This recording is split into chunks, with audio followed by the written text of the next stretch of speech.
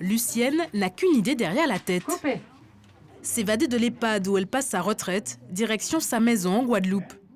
Dans cette scène, les résidents ignorent encore que l'octogénaire tente de faire diversion.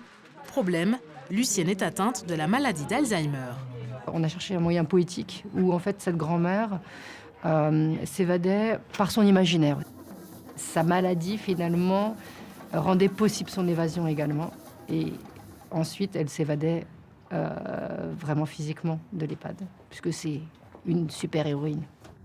Une héroïne dont les aventures se déroulent entre l'Hexagone et la Guadeloupe, terre natale de la grand-mère de Laurence Lascari, la productrice de cette comédie. Sa vie a inspiré le scénario.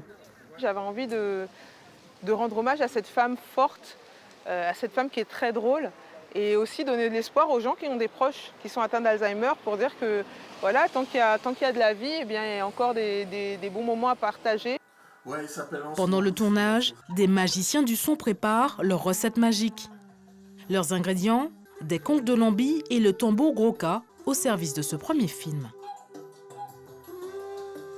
J'ai donc fait appel à une des plus belles voix traditionnelles de Guadeloupe, avec Johnny Léron.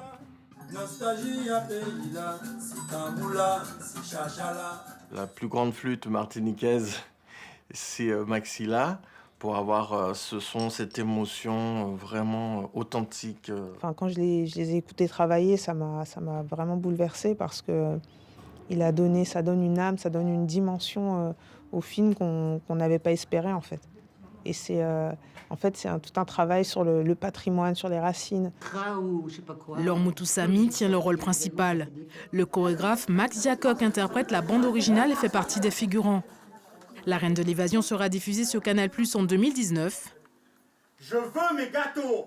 Avant, espère l'équipe du film, une tournée de promotion dans les festivals.